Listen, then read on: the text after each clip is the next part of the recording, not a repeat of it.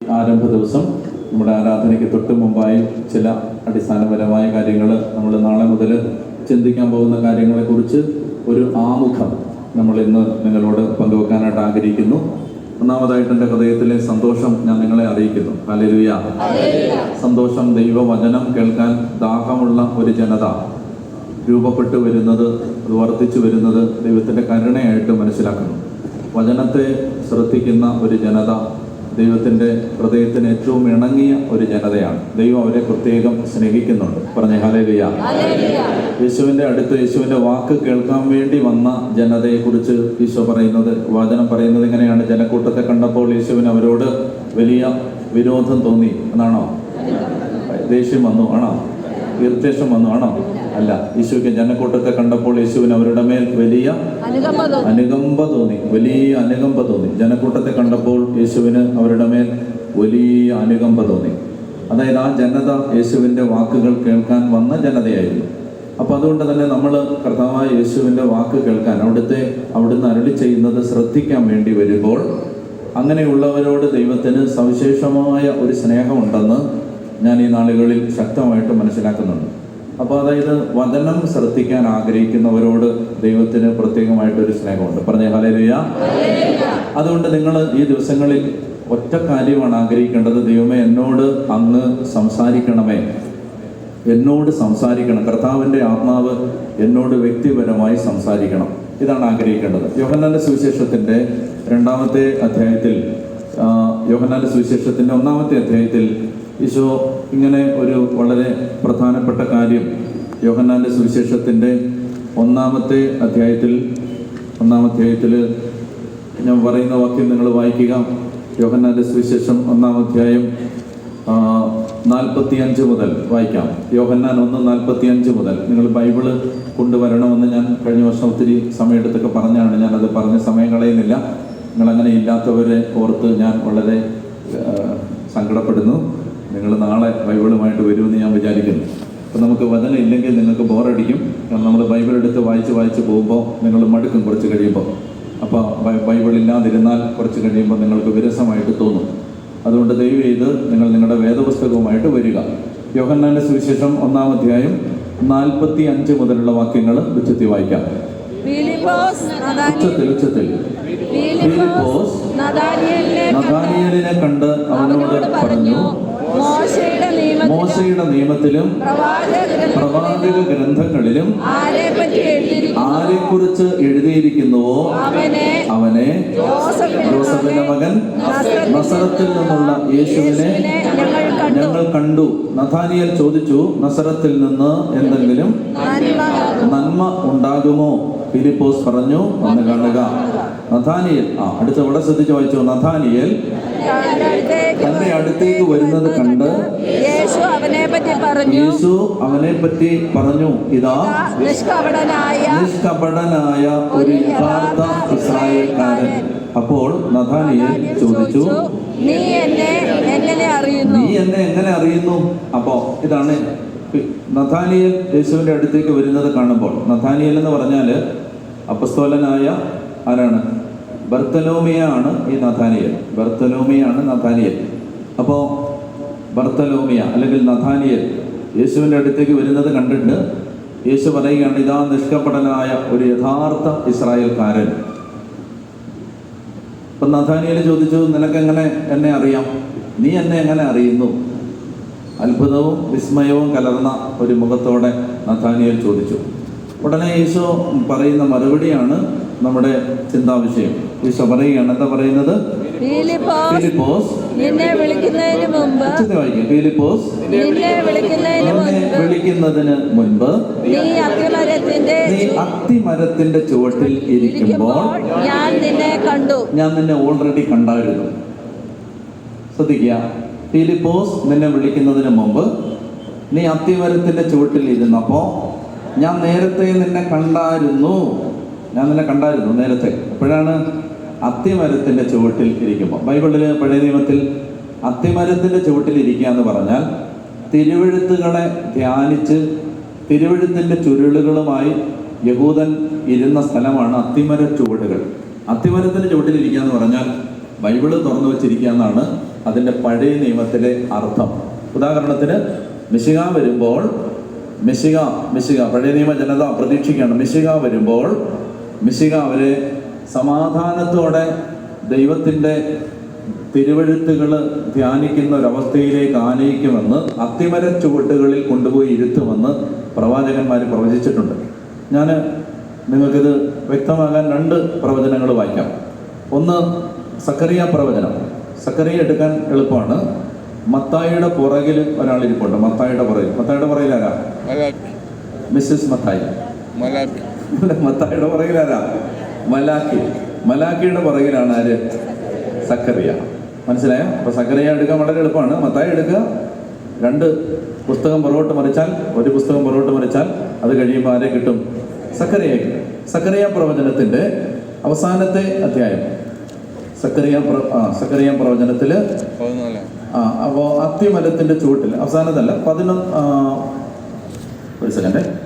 സക്കറിയ പ്രവചനം 3-ാം അധ്യായം എടുക്കുക. സക്കറിയ പ്രവചനം 3-ാമത്തെ അധ്യായം. 3-ാം അധ്യായത്തിൽ 10-ാമത്തെ വാക്യം. 9 മുതൽ വായിക്കാം. സക്കറിയ 3, 9, 10 വായിക്കാം. യോശുവയുടെ മുമ്പിൽ വെച്ചിരിക്കുന്ന കല്ലിൽ 7 മുഖമുള്ള ഒറ്റക്കല്ലിൽ ഞാൻ ഈ ലിഖിതം ആലേഖനം ചെയ്യും. ഒറ്റ ദിവസം കൊണ്ട് ഞാൻ ഈ ദേശത്തിന്റെ പാപം തുടച്ചു മാറ്റും. സൈനികരുടെ കർത്താവ്. ഇത് കർത്താവ് വിശ്വസിക്കാരുടെ കുരിശുമരണത്തെ സൂചിപ്പിക്കുന്ന പ്രവചനമാണിത്. ഒറ്റ ദിവസം കൊണ്ട് ഞാൻ ഈ ദേശത്തിന്റെ പാപം തുടച്ചു മാറ്റും. ലോകം മുഴുവന്റെയും പാപം ഒറ്റ ദിവസം കൊണ്ട് യേശു ഏറ്റെടുത്ത് പരിഹാരം ചെയ്ത ദിവസമാണ് ദുഃഖവെള്ളി, യേശുവിന്റെ കുരിശുമരണം. ഒറ്റ ദിവസം കൊണ്ട് ഞാൻ ഈ ദേശത്തിന്റെ പാപം തുടച്ചു മാറ്റും, സൈന്യങ്ങളുടെ കർത്താവ് അരുളി ചെയ്യുന്നു. 10-ാമത്തെ വാക്യം. അന്ന് നിങ്ങളിൽ ഓരോരുത്തരും തങ്ങളുടെ അയൽക്കാരെ മുന്തിരിത്തോപ്പിലേക്കും അത്തിവൃക്ഷ തണലിലേക്കും ക്ഷണിക്കും, സൈന്യങ്ങളുടെ കർത്താവ് അരുളി ചെയ്യുന്നു. ഇങ്ങനെ ഒരു പ്രവചനമുണ്ട്. വേറെയും പ്രവചനങ്ങളുണ്ട്. ഞാൻ ഒന്നുകൂടെ വായിക്കാം. അതായത് ഇങ്ങനെ പ്രവചിച്ചിട്ടുണ്ട് പ്രവാചകന്മാർ. മിശിഹ വരുന്ന കാലത്ത് മിശിഹായുടെ ഒരു പ്രധാനപ്പെട്ട പ്രവൃത്തി എന്ന് പറഞ്ഞാൽ സമാധാനമുള്ളൊരു കാലം തരും. ആ സമാധാനമുള്ള കാലത്ത് ജനത ദൈവത്തിൻ്റെ തിരുവെഴുത്തുകൾ തിരഞ്ഞുകൊണ്ട്, ദൈവത്തിൻ്റെ സ്വരം അന്വേഷിച്ചുകൊണ്ട് അത്തിമര ചുവടുകളിൽ ഇരിക്കും. മീഖ പ്രവാചകന്റെ, കുറച്ച് പുറകോട്ട് മറിച്ചാൽ മീഖ കിട്ടും. മീഖ പ്രവാചകന്റെ പുസ്തകം 4-ാം അധ്യായം 4-ാമത്തെ വാക്യം. മീഖ പ്രവാചകന്റെ ഒരു കാര്യം ചെയ്യാം, 4:1 മുതൽ വായിക്കാം. മീഖ പ്രവാചകന്റെ പുസ്തകം 4-ാം അധ്യായത്തിന്റെ 1 മുതൽ വായിക്കാം. അന്തിമ നാളുകളിൽ കർത്താവിന്റെ ആലയം സ്ഥിതി ചെയ്യുന്ന മലയിൽ ഗിരിശൃംഗങ്ങൾക്ക് മുകളിൽ സ്ഥാപിക്കപ്പെടും. കർത്താവിന്റെ ആലയം സ്ഥിതി ചെയ്യുന്ന മല ഗിരിശൃംഗങ്ങൾക്ക് മുകളിൽ സ്ഥാപിക്കപ്പെടും, കുന്നുകൾക്ക് മുകളിൽ ഉയർത്തപ്പെടും. വായിക്കാം. ജനതകൾ അവിടേക്ക് പ്രവഹിക്കും. അവർക്ക് വായിച്ചോ? ജനതകൾ അവിടേക്ക് പ്രവഹിക്കും. ഒരുവൻ നമുക്ക് കർത്താവിന്റെ മലയിലേക്ക്, യാക്കോബിന്റെ ദൈവത്തിന്റെ ഭവനത്തിലേക്ക് പോകാം. അവിടുന്ന് തന്റെ മാർഗങ്ങൾ നമ്മെ പഠിപ്പിക്കും. നമുക്ക് അവിടുത്തെ വഴികളിലൂടെ നടക്കാമെന്ന് പറഞ്ഞുകൊണ്ട് അനേകം ജനതകൾ വരും. കർത്താവ് നമ്മളെ പഠിപ്പിക്കും, അവിടുത്തെ വഴികൾ അവിടുന്ന് നമുക്ക് പറഞ്ഞു തരും എന്ന് പറഞ്ഞ് അനേകം ജനതകൾ കർത്താവിന്റെ മലയിലേക്ക് പ്രവഹിക്കും. അടുത്ത വാക്യം. സീയോനിൽ നിന്ന് നിയമവും ജെറുസലേമിൽ നിന്ന് കർത്താവിന്റെ വചനവും പുറപ്പെടും. സിയോനിൽ നിന്ന് നിയമവും ജെറുസലേമിൽ നിന്ന് കർത്താവിന്റെ വചനവും പുറപ്പെടും. അടുത്ത വാക്യം. അവിടുന്ന് അനേകം ജനതകൾക്കിടയിൽ ന്യായം വിധിക്കും. വിദൂരസ്ഥമായ പ്രബല രാജ്യങ്ങൾക്ക് അവിടുന്ന് വിധിയാളനായിരിക്കും. അവർ തങ്ങളുടെ വാളുകൾ കുഴുവായും കുന്തങ്ങൾ വാക്കത്തിയായും രൂപാന്തരപ്പെടുത്തും. ജനം ജനത്തിനെതിരെ വാളുയർത്തുകയില്ല. അവർ മേലിൽ യുദ്ധം അഭ്യസിക്കുകയില്ല. 4-ാമത്തെ വാക്യം. 4:4 വായിച്ചേ. ഓരോരുത്തരും താന്താങ്ങളുടെ മുന്തിരിത്തോപ്പിലും അത്തിമരച്ചോട്ടിലുമായിരിക്കും. ആരും അവരെ ഭയപ്പെടുത്തുകയില്ല. ഇങ്ങനെ ഒത്തിരി പ്രവചനങ്ങളുണ്ട്. ഇങ്ങനെ അത്തിമരച്ചോട്ടിലേക്ക് ജനതയെ ദൈവം കൊണ്ടുവരുന്ന ഒരു കാലം. ആ കാലം എന്ന് പറഞ്ഞാൽ മിശിഹ വന്ന് ജനത്തിന്റെ പാപം തുടച്ചു മാറ്റി ദേശത്ത് സമാധാനം സ്ഥാപിക്കുന്ന കാലം. ആ കാലത്ത് ജനം ആരെയും ഭയപ്പെടാതെ സമാധാനമായിട്ടിരുന്ന് ദൈവത്തിൻ്റെ തിരുവെഴുത്തുകൾ പരിശോധിക്കും. അതാണ് അത്തിമര ചുവട്ടിലിരിക്കുക എന്ന് പറഞ്ഞാൽ പഴയ നിയമത്തിൻ്റെ പശ്ചാത്തലത്തിൽ അതിൻ്റെ അർത്ഥം. മനസ്സിലായോ? അപ്പൊ ഈശോ പറയാണ്, നീ അത്തിമരത്തിന്റെ ചുവട്ടിൽ ഇരുന്നപ്പോൾ ഞാൻ നിന്നെ കണ്ടു. ബർത്തലോമിയായെ, നഥാനിയേലിനെ യേശു അപ്രീഷിയേറ്റ് ചെയ്യാനുള്ള കാരണങ്ങളിലൊന്ന്, അവൻ നിഷ്കപടനായ ഇസ്രായേൽക്കാരനാണ്. അവന് കാവട്ടിയില്ല. അവൻ്റെ ഉള്ളിലുള്ളതും പുറത്തുള്ളതും രണ്ടല്ല. അവനുള്ളിൽ ചിന്തിച്ച പോലാണ് ചോദിക്കുന്നത്. നസറത്തിൽ നിന്ന് എന്തെങ്കിലും നന്മയുണ്ടാവും, അവന് ഉള്ളിൽ തോന്നി അവൻ അതുപോലെ തന്നെ ചോദിക്കും. കാവട്യം, കള്ളത്തരം കാണിച്ചില്ല. ഉള്ളിലൊന്ന് വെച്ചുകൊണ്ട് വെളി വേറൊന്ന് പ്രകടിപ്പിച്ചില്ല. കാവട്ടിയില്ലാത്ത, ഗൈലില്ലാത്ത, ഹിപ്പോക്രസി ഇല്ലാത്ത ഇസ്രായേൽക്കാരൻ. ഇനി അതിനേക്കാൾ ഉപരി ഈശോ പറയുകയാണ്, നിന്നെ ഞാൻ നേരത്തെ കണ്ടായിരുന്നു, നിന്നെ ഞാൻ നോട്ട് ചെയ്തായിരുന്നു, നിന്നെ ഞാൻ മാർക്ക് ചെയ്തായിരുന്നു, നിന്നെ ഞാൻ അടയാളപ്പെടുത്തിയായിരുന്നു. സ്വർഗസ്ഥനായ ദൈവം, പ്രപഞ്ചം മുഴുവൻ്റെ മേൽ അധികാരമുള്ള സർവശക്തനായ കർത്താവ്, കോടാനുകോടി മനുഷ്യർക്കിടയിൽ ചില മനുഷ്യരിങ്ങനെ മാർക്ക് ചെയ്യും, നോട്ട് ചെയ്യും. ചില കുടുംബങ്ങളെ ഇങ്ങനെ അടയാളപ്പെടുത്തും. ആരെയാണെന്നറിയാം?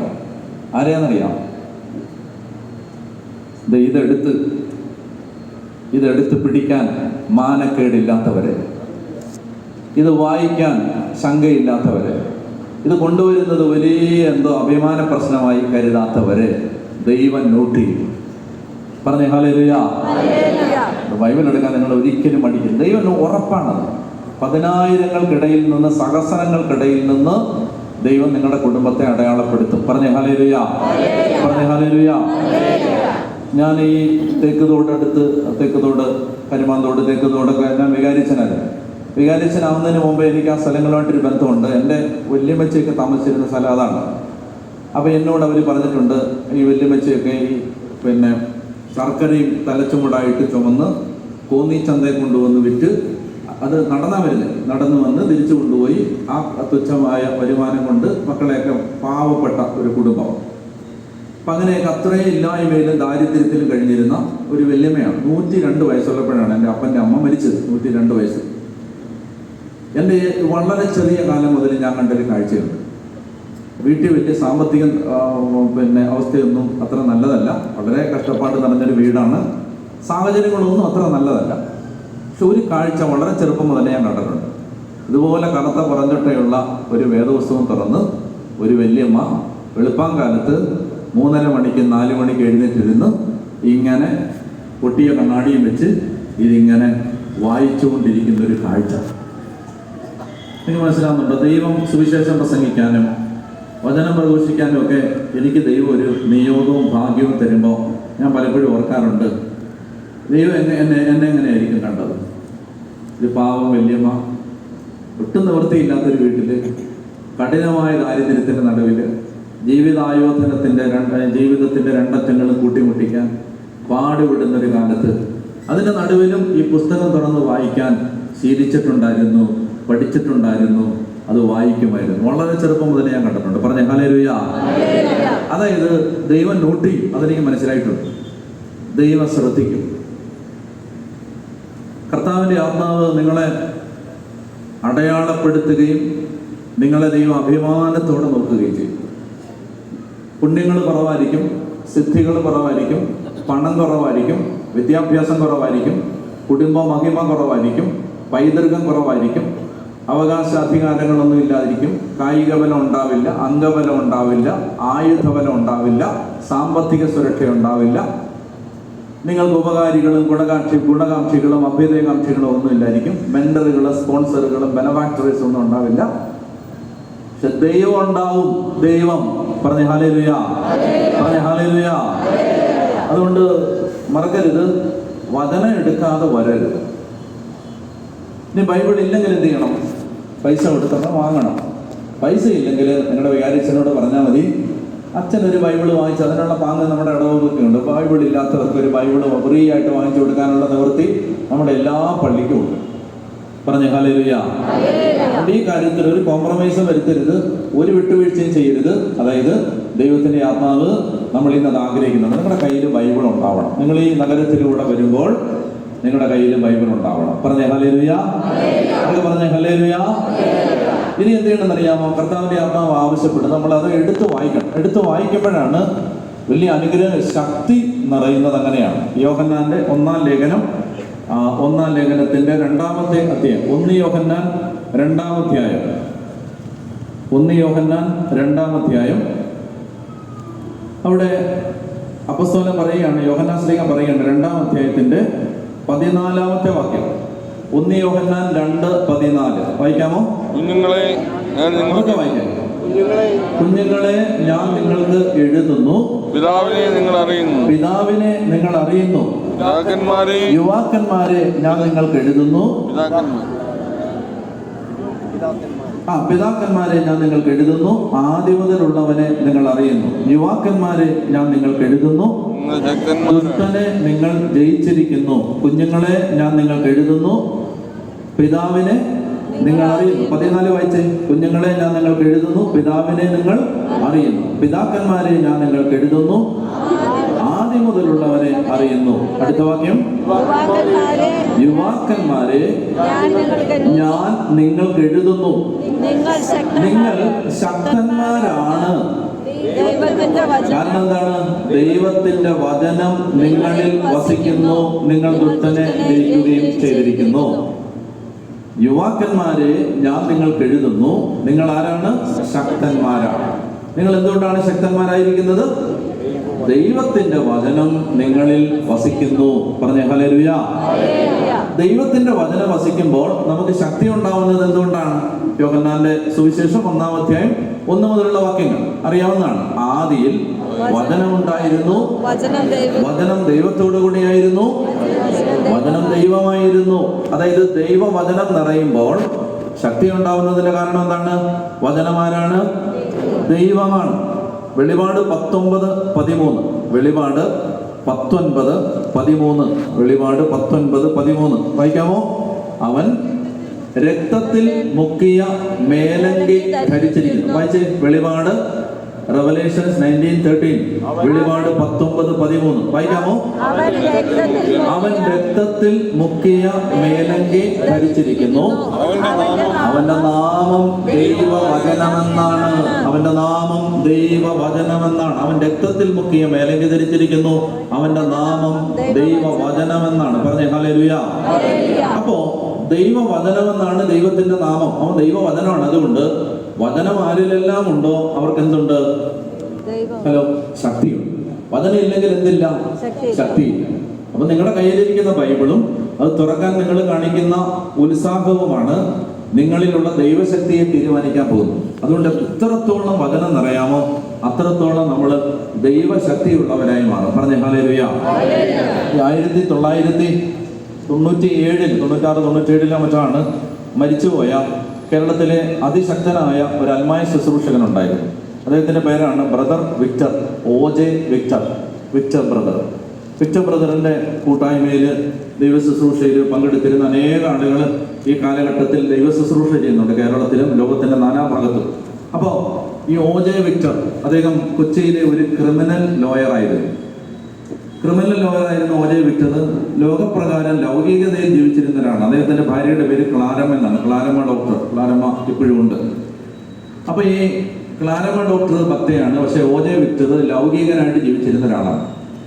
അദ്ദേഹത്തിന്റെ വീട്ടിലെ ഗാർഡനിൽ, ഉദ്യാനത്തിൽ ബാർ ഉണ്ടായിരുന്നു. വൈകുന്നേരം ആകുമ്പോഴേക്കും കൂട്ടുകാരെല്ലാം വരും, ഒരുമിച്ചിരുന്ന് കുടിക്കും.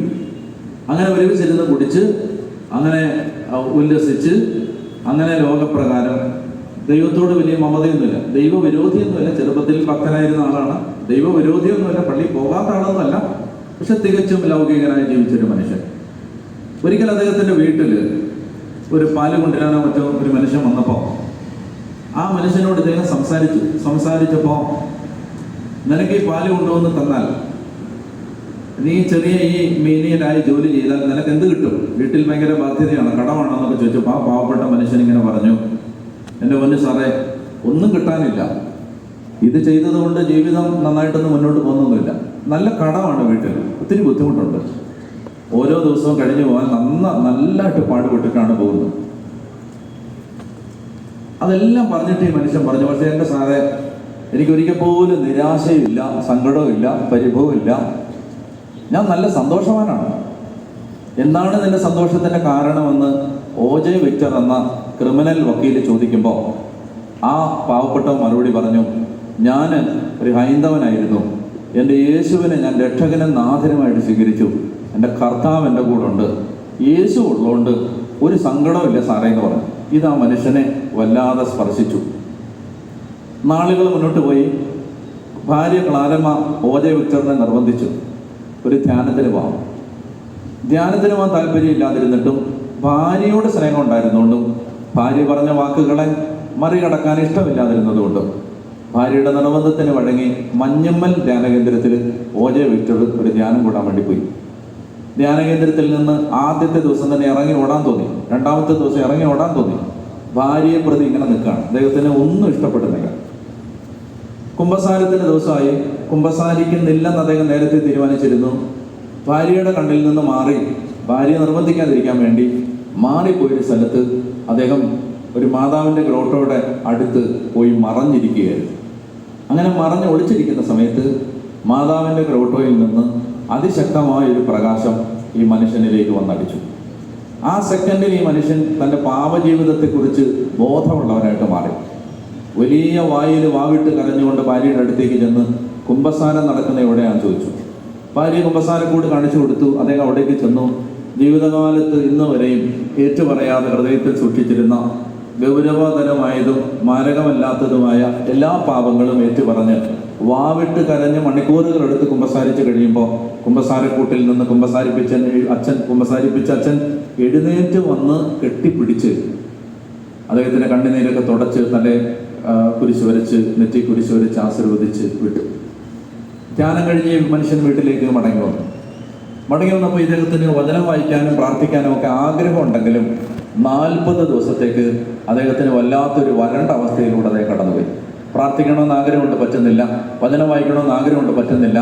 40 ദിവസം അദ്ദേഹം ഇങ്ങനെ വിഷമിച്ച് കഴിയാണ്. 40-ാം ദിവസം മുട്ടുമേൽ നിന്ന് ഇങ്ങനെ കൈ വിരിച്ച് എന്നെ ഒന്ന് സഹായിക്കണേ കർത്താവേ എന്ന് പറഞ്ഞ് പ്രാർത്ഥിക്കുമ്പോൾ വലിയൊരു ശബ്ദം, എന്തോ പൊട്ടിപ്പോകുന്നത് പോലെ വലിയൊരു ശബ്ദം കേൾക്കുകയും അദ്ദേഹത്തിൽ നിന്ന് മാരകമായ ബന്ധനാവസ്ഥകളെല്ലാം തകർന്ന് ഇല്ലാതാവുകയും ചെയ്തു. ഇനി നിങ്ങൾ ശ്രദ്ധിക്കുക. പിറ്റേ ദിവസം അയാൾ ക്ലാരമ്മ ഡോക്ടറിനോട് പറഞ്ഞു, ഞാൻ എൻ്റെ ക്രിമിനൽ ലോയർ എന്ന ഉദ്യോഗം അവസാനിപ്പിക്കുകയാണ്. അദ്ദേഹത്തിന് 1-2 ബ്ലേഡ് കമ്പനികളുണ്ടായിരുന്നു.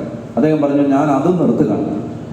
അതിന് പകരം ഞാൻ മുറിയിലിരുന്ന് ബൈബിൾ വായിക്കാൻ പോവുകയാണ്. മനുഷ്യൻ അദ്ദേഹം ഇരുന്ന് ബൈബിൾ വായിക്കാൻ തുടങ്ങി. മുറിക്കകത്തേക്ക് കയറുമ്പോൾ കൂട്ടുകാർ അന്വേഷിച്ച് വരാതിരിക്കാൻ വേണ്ടി ഭാര്യയോട് അദ്ദേഹം പറഞ്ഞു, ഏതെങ്കിലും കൂട്ടുകാർ എന്നെ അന്വേഷിച്ച് വന്നാൽ അവരോട് പറയണം, ഞാൻ അമേരിക്കയ്ക്ക് പോയിരിക്കുകയാണ്, ഓസ്ട്രേലിയക്ക് പോയിരിക്കുകയാണ്, ഞാൻ വേറെ ഏതെങ്കിലും രാജ്യത്ത് പോയിരിക്കുകയാണ്, അങ്ങനെ പറയണം. അങ്ങനെ ഭാര്യയെ ചട്ടം കെട്ടിയിട്ട് ഈ മനുഷ്യൻ മുറിക്കകത്തേക്ക് പ്രവേശിച്ചു. നിങ്ങൾ അത്ഭുതപ്പെടും. ആ മുറിയിൽ നിന്ന് അദ്ദേഹം തൻ്റെ വചന വായന പൂർത്തിയാക്കി പുറത്തിറങ്ങുന്നത് 18 മാസങ്ങൾക്ക് ശേഷമാണ്. 1.5 വർഷം കഴിഞ്ഞു. ദൈവവചനം ആദ്യത്തെ പേജ് മുതൽ അവസാനത്തെ പേജ് വരെ തലങ്ങും വിലങ്ങും വായിച്ച് മനസ്സിനകത്തേക്ക് ദൈവവചനം ഇറങ്ങി ആഴത്തിൽ പതിഞ്ഞ് അദ്ദേഹം പുറത്തിറങ്ങി. ഞാൻ OJ വിക്ടറിനെ കണ്ടിട്ടില്ല, പക്ഷെ അദ്ദേഹത്തിൻ്റെ പ്രസംഗത്തിൻ്റെ ഓഡിയോ ഞാൻ കേട്ടിട്ടുണ്ട്. ഞാൻ ഒരിക്കലിരുന്ന് എണ്ണി 1.25 മണിക്കൂർ പ്രസംഗിച്ച പ്രസംഗത്തിനകത്ത് 185 വചനങ്ങൾ. 185 വചനങ്ങൾ. നോക്കി പറയുകയല്ല, ഒരു വചനം പറയുമ്പോൾ അടുത്ത വചനം വരും, അടുത്ത വചനം പറയുമ്പോൾ അടുത്ത വചനം വരും. OJ വിക്ടർ ദൂരെ നിന്ന് കൈ ഉയർത്തുമ്പോൾ മീറ്ററുകൾക്കപ്പുറത്ത് പൈശാചിക ശക്തിയുള്ളവർ താഴെ വീണ് അലറിക്കരഞ്ഞ് പിശാചി വിട്ടുപോകും.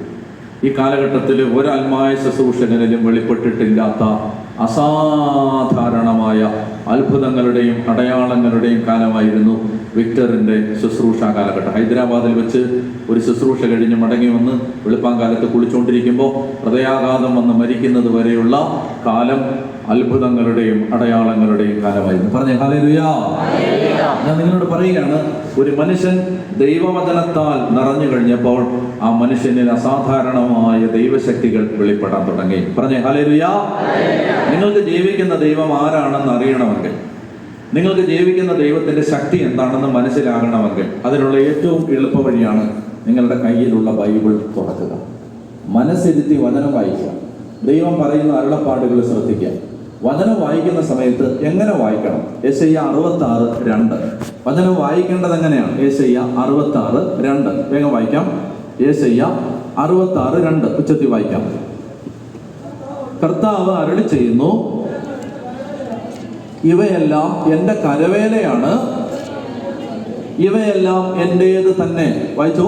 കർത്താവ് അരുളി ചെയ്യുന്നു, ഇവയെല്ലാം എന്റെ കരവേലയാണ്, ഇവയെല്ലാം എന്റേത് തന്നെ. അടുത്ത വാക്യം, ആത്മാവിൽ എളിമയും അനുതാപവും ഉണ്ടായിരിക്കുകയും എന്റെ വചനം കേൾക്കുമ്പോൾ വിറയ്ക്കുകയും ചെയ്യുന്നവനെയാണ് ഞാൻ കടാക്ഷിക്കുന്നത്. എങ്ങനെയുള്ളവരെയാണ് വചനം വായിക്കുമ്പോ ആത്മാവിൽ എളിമയും അനുതാപവും ഉണ്ടായിരിക്കും. അതായത് വചനം വായിക്കുന്ന സമയത്ത് വായിച്ചുകൊണ്ടിരിക്കുമ്പോൾ ഇതെനിക്കറിയാവുന്നതാണ്, ഇത് ഞാൻ കേട്ടിട്ടുള്ളതാണ്, പിന്നെ ഈ വചനം ഞാൻ എന്തോരം തവണ പറഞ്ഞിട്ടുള്ളതാണ്, ഇങ്ങനെ പറഞ്ഞുകൊണ്ടിരുന്നത് നടക്കത്തില്ല. ദൈവം സംസാരിക്കുമ്പോൾ ശ്രദ്ധിക്കണം, ദൈവം സംസാരിക്കുമ്പോൾ ബ്ലോക്ക് ചെയ്യാൻ പാടില്ല. ദൈവം സംസാരിക്കുമ്പോൾ നമ്മുടെ തലയിൽ കിടക്കുന്ന മുൻധാരണകൾ വെച്ച് അതിനെ ബ്ലോക്ക് ചെയ്യാൻ പാടില്ല. എബ്രായ ലേഖനം 12-ാം അധ്യായത്തിൽ അപ്പോസ്തലൻ പറയുന്നുണ്ട്. എബ്രായ ലേഖനം 12-ാം അധ്യായത്തിൽ ദൈവം സംസാരിച്ചുകൊണ്ടിരിക്കുമ്പോൾ ഒരു കാര്യം ചെയ്യരുത്. എബ്രായർ 12:25 വായിക്കാമോ? എബ്രായർ 12:25 വായിക്കാമോ? സംസാരിച്ചുകൊണ്ടിരിക്കുന്നവനെ നിരസിക്കാതിരിക്കാൻ ശ്രദ്ധിക്കണം. അതായത് ദൈവം സംസാരിച്ചുകൊണ്ടിരിക്കുമ്പോൾ ബ്ലോക്ക് ചെയ്യരുത്. പറഞ്ഞേ ഹല്ലേലൂയ. അതായത് ഒരു വചനം കേട്ടു, ഉടനെ ഇത് എനിക്കറിയാവുന്നതാണ്, ഞാനിത് കേട്ടിട്ടുള്ളതാണ്, അങ്ങനെ വിചാരിച്ചുകൊണ്ടിരുന്നാൽ ആ വചനത്തിന്റെ ശക്തി വെളിപ്പെട്ട് വരില്ല. ആത്മാവിൽ എളിമയും അനുതാപവും ഉണ്ടായിരിക്കണം. എന്റെ വചനം കേൾക്കുമ്പോൾ ഇത് ദൈവം സംസാരിക്കുകയാണ്. ആ രീതിയിൽ വേണം വചനത്തെ സമീപിക്കാൻ. ദൈവവചനത്തെ സമീപിക്കുന്ന സമയത്ത് നമുക്ക് അറിയാം, ഞാൻ കേട്ടിട്ടുള്ളതാണ്, ഞാൻ വായിച്ചിട്ടുള്ളതാണ്, എനിക്ക് അറിയാവുന്നതാണ്, ഇതിനകത്ത് എന്താ പുതുമയുള്ളത്, ഇത് കഴിഞ്ഞ കൊല്ലം പറഞ്ഞല്ലേ, ഇത് ഞാൻ അച്ഛൻ സ്ഥിരം പറയുന്നുണ്ട്, ഇത് ഇന്നും പറഞ്ഞുകൊണ്ടിരുന്നിട്ട് കാര്യമില്ല. മനസ്സിലാവുന്നുണ്ടോ? അതായത് വചനം കേൾക്കുമ്പോൾ ദൈവം ഫ്രഷ് ആയിട്ട് സംസാരിക്കുകയാണ്. ഇന്നലത്തെ അഭിഷേകം അല്ല ഇന്നത്തെ അഭിഷേകം. ഇന്നലെ സംസാരിച്ച പോലെ അല്ല ഇന്ന് സംസാരിക്കുന്നത്. ഇന്നലെ സംസാരിച്ചത് തന്നെ ദൈവം ഇന്ന് വേറെ രീതിയിൽ സംസാരിക്കും. പറഞ്ഞു ഹല്ലേലൂയ. അപ്പൊ അതുകൊണ്ട് സംസാരിച്ചു കൊണ്ടിരിക്കുന്നവനെ നിരസിക്കാതിരിക്കാൻ ശ്രദ്ധിക്കണം. ഭൂമിയിൽ നിങ്ങൾക്ക് മുന്നറിയിപ്പ് നൽകിയവനെ നിരസിച്ചെങ്കിൽ സ്വർഗത്തിൽ നിന്ന് മുന്നറിയിപ്പ് നൽകിയവനെ നിരസിച്ചാൽ എത്ര വലിയ ശിക്ഷയാണ് ലഭിക്കാൻ പോകുന്നത് എന്നാണ് അദ്ദേഹം പറയുന്നത്. തെസ്സലോനിക്ക ലേഖനം എടുക്കാം. തെസ്സലോനിക്ക ലേഖനത്തിൽ 1 തെസ്സലോനിക്കർ 2-ാം അധ്യായം 13-ാമത്തെ വാക്യം. 1 തെസ്സലോനിക്കർ 2-ാം അധ്യായം 13-ാം തിരുവചനം പുറകെ വായിക്കാം. ഞങ്ങളിൽ നിന്ന് നിങ്ങൾ ശ്രവിച്ച ഞങ്ങളിൽ നിന്ന് നിങ്ങൾ ശ്രവിച്ച ദൈവവചനം. എന്നോട് വായിച്ചേ, ഞങ്ങളിൽ നിന്ന് നിങ്ങൾ ശ്രവിച്ച ദൈവവചനം മനുഷ്യരുടെ വചനമായിട്ടല്ല, വിശ്വാസികളായ നിങ്ങളുടെ ഹൃദയത്തിൽ പ്രവർത്തിക്കുന്ന യഥാർത്ഥ ദൈവത്തിന്റെ വചനമായിട്ടാണ് നിങ്ങൾ സ്വീകരിക്കുന്നത്. അപ്പൊ വചനം സ്വീകരിക്കുമ്പോൾ എങ്ങനെ സ്വീകരിക്കേണ്ടത്?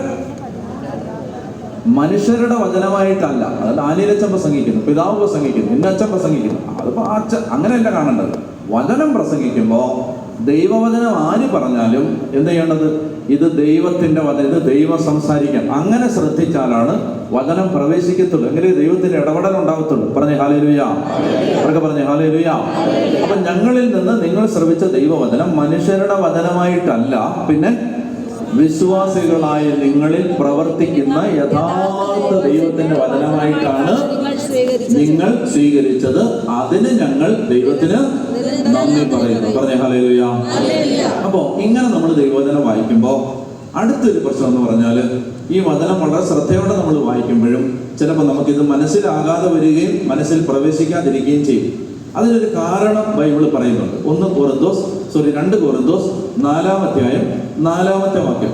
2 കൊരിന്തോസ് 4-ാം അധ്യായം 4-ാമത്തെ വാക്യം വായിക്കാം. 2 കൊരിന്തോസ് 4:4. ഞങ്ങളുടെ സുവിശേഷം 2 കൊരിന്തോസ് 4:4 വായിച്ചേ. 3 മുതൽ വായിച്ചു. ഞങ്ങളുടെ സുവിശേഷം നിഗൂഢമായിരിക്കുന്നെങ്കിൽ വായിക്കാമോ? ഞങ്ങളുടെ സുവിശേഷം നിഗൂഢമായിരിക്കുന്നെങ്കിൽ അത് നാശത്തിലൂടെ ചലിക്കുന്നവർക്ക് മാത്രമാണ്. ആരാണ് നാശത്തിലൂടെ ചലിക്കുന്നത്? ഈ ലോകത്തിന്റെ ദേവൻ അവിശ്വാസികളായ അവരുടെ മനസ്സിനെ, അതായത് ലൗകിക വ്യഗ്രത, അതാണ് ബൈബിൾ ഉപയോഗിക്കുന്ന മറ്റൊരു വാക്ക്. ലൗകിക വ്യഗ്രത മനസ്സിൽ കിടന്നാൽ ദൈവവചനം പ്രവർത്തിക്കാതെ വരും. മത്തായിയുടെ സുവിശേഷം എടുക്കുക. ലൗകിക വ്യഗ്രത നമ്മുടെ ഹൃദയത്തിൽ കിടന്നാൽ സുവിശേഷം പ്രവർത്തിക്കാതെ വരും. പറഞ്ഞേ ഹല്ലേലൂയ. പറഞ്ഞേ ഹല്ലേലൂയ. നമ്മുടെ ഹൃദയത്തിൽ ലൗകിക വ്യഗ്രത കിടക്കുമ്പോൾ ദൈവവചനം എന്ത് ചെയ്യും? പ്രവർത്തിക്കത്തില്ല. അവർക്ക് പറഞ്ഞേ ഹല്ലേലൂയ. മത്തായി 13:22. മത്തായി 13:22 വായിക്കാം. മത്തായി 13:22 വായിച്ചോ. ഒരുവൻ വചനം ശ്രവിക്കുന്നു, എന്നാൽ അപ്പോ 2 Corinthos 4:4 പറഞ്ഞത് ലോകത്തിന്റെ ദേവൻ എന്നാണ്. എന്താണ് ഈ ലോകത്തിന്റെ ദേവൻ? അതാണ് ഈ ലൗകിക വ്യഗ്രത. ലൗകിക വ്യഗ്രത, അതാണ് ഈ ലോകത്തിന്റെ ദേവൻ. ലൗകിക വ്യഗ്രതയുടെ ദുരാത്മാവ്, ലോകത്തിന്റെ ദേവൻ. അപ്പൊ ഈശോ പറയാണ്, എന്താണ് വചനം ശ്രദ്ധിക്കാൻ പറ്റാത്തത്? മത്തായി 13:22 ഒരുവൻ വചനം ശ്രവിക്കുന്നു, എന്നാൽ ലൗകിക വ്യഗ്രതയും ധനത്തിന്റെ ആകർഷണവും വചനത്തെ ഞെരുക്കും. മനസ്സിലായോ? വചനം വായിക്കുമ്പോ വചനം അകത്തോട്ട് കയറത്തില്ല. കാരണം എന്താ? ലൗകിക വ്യഗ്രത, ധനത്തിന്റെ ആകർഷണം വചനത്തെ ഞെരുക്കുകയും അത് ഫലശൂന്യമാവുകയും ചെയ്യും. ഇവനാണ് മുള്ളുകൾക്കിടയിൽ വീണ വിത്ത്. അപ്പൊ അതുകൊണ്ട് ശ്രദ്ധിക്കേണ്ട ഒരു കാര്യം, അതുകൊണ്ട് ശ്രദ്ധിക്കേണ്ട ഒരു കാര്യം, നമ്മുടെ ഹൃദയം ദൈവം തുറന്നു തന്നാലേ പറ്റും. ഈശോ പറയുന്നുണ്ട് ലൂക്ക 24:25 ലൂക്ക 24:25 ഒന്ന് വായിക്കാമോ? ലൂക്ക എല്ലാവരും എടുത്ത് വായിക്കാമോ? ലൂക്ക 24:25 വായിക്കാമോ? അപ്പോൾ അവൻ അവരോട് പറഞ്ഞു, എന്ത് പറഞ്ഞു? മോശന്മാരെ പ്രവാചകന്മാർ പറഞ്ഞിട്ടുള്ളത്, നിർത്തിക്കുക. പ്രവാചകന്മാർ പറഞ്ഞിട്ടുള്ളത് എന്ന് പറഞ്ഞാൽ എന്താ? അത് എബ്രായർ 1:1 പറയുന്നുണ്ട്, പൂർവ്വകാലങ്ങളിൽ വിവിധ രീതികളിലും വിവിധ ഘട്ടങ്ങളിലും ദൈവം പ്രവാചകന്മാർ വഴി നമ്മോട് സംസാരിച്ചു. അതെവിടെ കിടപ്പുണ്ട്? ബൈബിളിൽ കിടപ്പുണ്ട് ഇല്ലേ? പൂർവ്വകാലങ്ങളിൽ വിവിധ ഘട്ടങ്ങളിലും വിവിധ രീതികളിലും പ്രവാചകന്മാരിലൂടെ ദൈവം നമ്മോട് സംസാരിച്ചു. അതെവിടെ കിടപ്പുണ്ട്?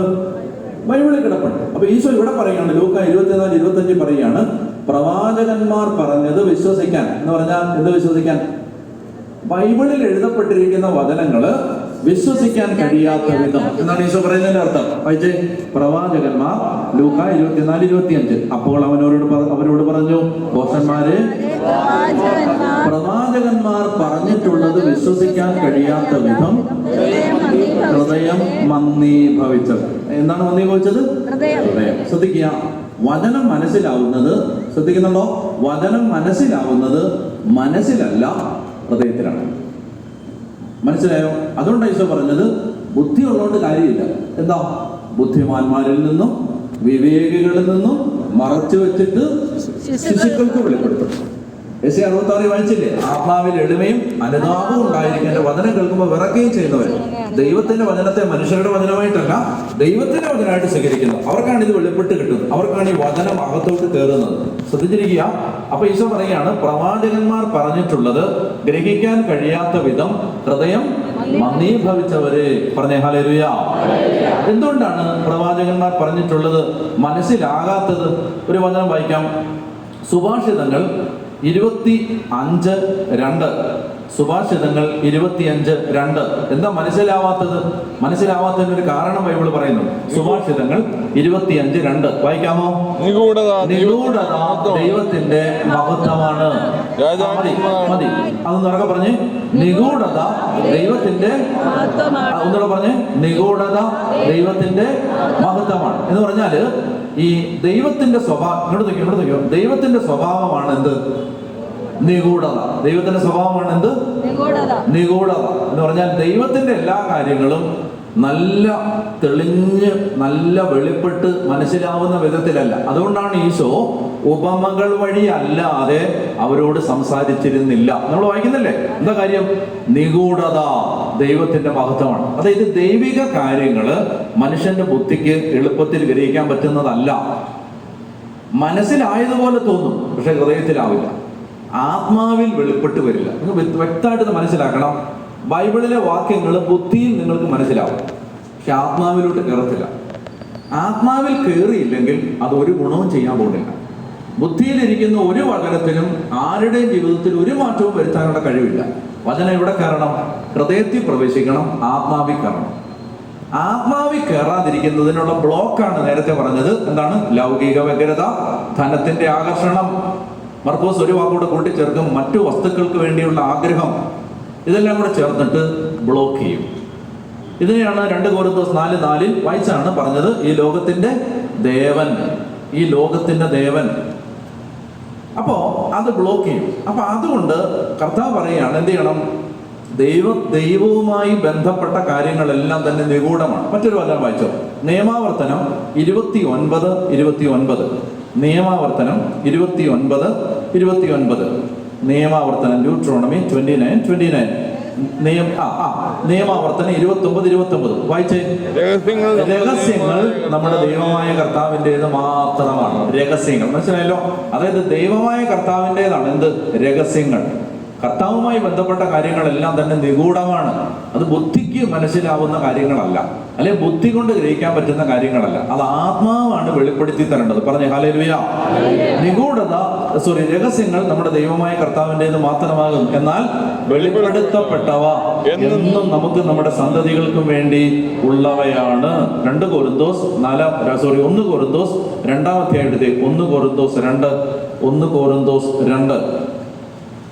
കൊരിന്തോസ് 2 വായിക്കാം.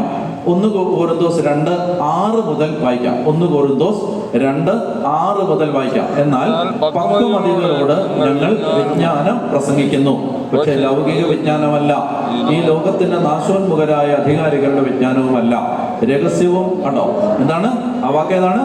രഹസ്യവും നിഗൂഢവും. ഇതല്ലേ ഞാൻ പറഞ്ഞേ, രഹസ്യങ്ങൾ ദൈവത്തിൻ്റെതാണ്, നിഗൂഢത ദൈവത്തിന്റെ മഹത്വമാണ്.